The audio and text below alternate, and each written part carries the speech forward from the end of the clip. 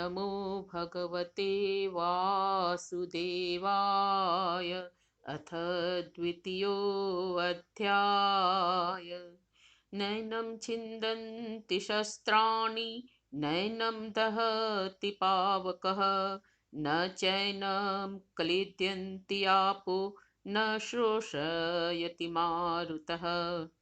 नमस्ते। अब 23वें श्लोक में श्री भगवान कहते हैं कि जब यह आत्मा अजन्मा, अविकारी, नित्य, शाश्वत और पुरातन है, तो शास्त्रों के शस्त्रों के द्वारा इसको काटा नहीं जा सकता, न इसे आग या किसी भी प्रकार के आग्नेय अस्त्र, फायर वेपन्स जला सकता, न जल द्वारा या वरुणास्त्र से इसे गलाया जा सकता है, और न ही वायु अस्त्रों के द्वारा इसे सुखाया जा सकता है। यह शरीर अनित्य एवं साकार है, किंतु आत्मा नित्य एवं निराकार है, अतः उसका नाश किसी भी तरह संभव नहीं है। शब्दों के अर्थ। नैनम न जोड़ एनम, न इसे, छिंदंती काट सकते, शस्त्रानी सभी प्रकार के अस्त्र, all kinds of weapons, swords, flame weapons, rain weapons, tornado weapons. Modern age के न्यूक्लियर वेपन्स फायर वेपन्स में ही आते हैं। महाभारत युद्ध में हम देखते हैं कि फायर आर्म्स की शक्ति को खत्म करने वाटर वेपन्स चलाए जाते थे, जो अभी तक मॉडर्न साइंस ने आविष्कार नहीं किया है। न ही मॉडर्न साइंस के पास टॉर्नेडो वेपन की जानकारी है। दहती जला सकती, पावकः आग, क्लेद्यन्ति गला सकती, आपः जल, शोषयति सुखा सकती, मारुतः वायु।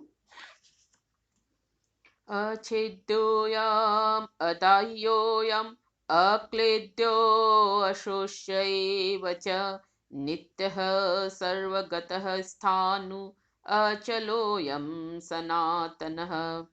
अब श्री भगवान कहते हैं कि चूंकि यह आत्मा अच्छेद्य, अदाह्य, अक्लेद्य और अशोष्य है, अतः यह आत्मा नित्य, सर्वव्यापी, अचल, स्थिर और सनातन है। शब्दों के अर्थ। अछेद्य, जिसे छेदा नहीं जा सकता। अयम, यह आत्मा। अदाह्य, जिसे जलाया नहीं जा सकता। अक्लेद्य, जिसे भिगोया नहीं जा सकता। अशोष्य, जिसे सुखाया नहीं जा सकता। नित्य, नित्य, सर्वगत, सभी तरफ फैला हुआ। स्थाणु, स्थिर रहने वाला। अचल, अचल। सनातन, सनातन। अगला श्लोक। अव्यक्तोऽयमचिन्त्योऽयम् अविकार्योऽयमुच्यते तस्मादेवं विदित्वैनं नानुशोचितुमर्हसि। श्री भगवान इस आत्मा को अव्यक्त कहते हैं, क्योंकि यह आत्मा हमारे सेंस ऑर्गन्स, हमारी इंद्रियों द्वारा नहीं जाना जा सकता है। यह अचिंत्य है, क्योंकि मन के द्वारा भी इसे नहीं जाना जा सकता है, और यह अविकारी है, क्योंकि इसमें कोई परिवर्तन नहीं होता। इस प्रकार इस आत्मा को जानकर शोक करना उचित नहीं है। इसका श्रेष्ठ उदाहरण बिजली के तार में बहता बिजली का प्रवाह है, जो अव्यक्त भी है और अविकारी भी है, किंतु हमें यह बिजली ऊर्जा देती है, प्रकाशित करती है, हमारे कल कारखानों को चलाती है, हमारे आधुनिक जीवन के प्रत्येक संसाधन की हम इसके बगैर कल्पना भी नहीं कर सकते, किंतु इसे हम सिर्फ महसूस कर सकते हैं, देख नहीं सकते। ठीक उसी प्रकार हमारे संपूर्ण शरीर को यह आत्मा चलाता है, किंतु हम उसे देख नहीं पाते। शब्दों के अर्थ। अव्यक्तः, गुप्त रहता है, देखा नहीं जा सकता। अयम, यह आत्मा। अचिंत्य, यह हमारे सोचने का विषय नहीं है। अविकार्य, विकार रहित, परिवर्तन रहित। उच्यते, कहा गया है। तस्मात्, इसलिए। एवं, इस प्रकार से। विदित्वा जानकर एनम इस आत्मा को अनुशोचितुम शोक करने के न अर्हसि योग्य नहीं है। अगला श्लोक। अथ चैनं नित्यजातं नित्यमवामन्यसे मृतं तथापि त्वं महाबाहो नैनं शोचितुमर्हसि। अब श्री भगवान कहते हैं कि हे महाबाहो, अगर तुम इस आत्मा को सदा जन्मने वाला तथा सदा मरने वाला मानते हो तो भी तुम्हारा शोक करना उचित नहीं है। शब्दों के अर्थ। अथ यदि नित्य जातम सदा जन्मने वाला, नित्यम सदा, मन्यसे सोचते हो, मृतम मरने वाला, तथापि तब भी, त्वम तुम, शोचितुम शोक करने न अर्हसि योग्य नहीं हो। अगला श्लोक।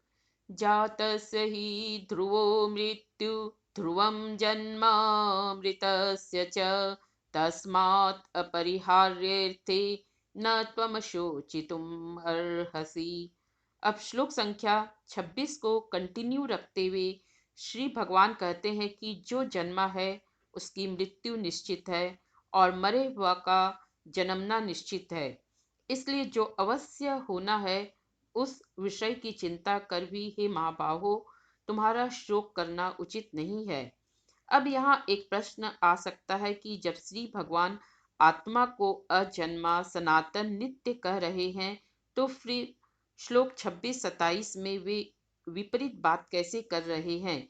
यहाँ ध्यान देने योग्य बात है कि वे अर्जुन को कहते हैं कि अगर तुम ऐसा मानते हो, अर्थात वे नहीं कह रहे हैं, वे अर्जुन को कह रहे हैं कि अगर तुम ऐसा मानते हो कि यह आत्मा जन्मता है फिर मरता है फिर जन्मता है, अर्थात जन्म मृत्यु का चक्र चलता रहता है, तो भी तुम्हें शोक नहीं करना चाहिए, क्योंकि जो मरेगा फिर वो जन्मेगा। श्लोक 26-27 में श्री भगवान एक भटके हुए को हर तरह से समझाने की कोशिश कर रहे हैं कि किसी भी परिस्थिति में अर्जुन का शोक उचित नहीं है। अर्थात श्लोक संख्या 12 से लेकर 27 तक हमने जाना कि दोनों ही स्थिति में आत्मा के लिए शोक करना उचित नहीं है। अब अगले श्लोक में वे कहेंगे कि अगर हम शरीर को उद्देश्य कर सोचे तो भी हमारा शोक उचित नहीं है। शब्दों के अर्थ। जातस्य जो जन्मा है, ही निश्चित रूप से, ध्रुव निश्चित है, मृत्यु मृत्यु, मृतस्य मरे हुए का, अपरिहार्य अवश्य जिसे टाला नहीं जा सकता। अगला श्लोक। अव्यक्तादीनि भूतानि व्यक्तमध्यानि भारत अव्यक्त निधनान्नेव तत्र का परिदेवना। यहाँ हम पहले भूतानी शब्द को समझ ले।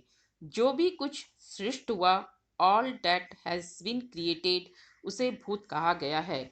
अब श्री भगवान कहते हैं कि हे भारत, संपूर्ण प्राणी जगत जन्मने से पहले अप्रकट था और मरने के बाद भी अप्रकट हो जाता है, सिर्फ बीच के समय में प्रकट रहता है। तो फिर ऐसे में शोक क्या करना। इसे हम इस तरह समझ सकते हैं कि सूर्योदय के पहले समस्त प्राणी जगत अप्रकट रहता है, सूर्य की किरणों से वह प्रकट होता है, फिर सूर्यास्त के साथ अव्यक्त हो जाता है। शब्दों के अर्थ। भूतानी संपूर्ण प्राणी, अव्यक्तादिनी जन्म के पहले अव्यक्त थे, व्यक्त मध्यानि बीच में प्रकट रहते हैं, निधनानी मरने के बाद, तत्र ऐसी स्थिति में, का क्या, परिदेवना शोक करना। आज की कक्षा का समय समाप्त होता है। अगली कक्षा तक के लिए धन्यवाद।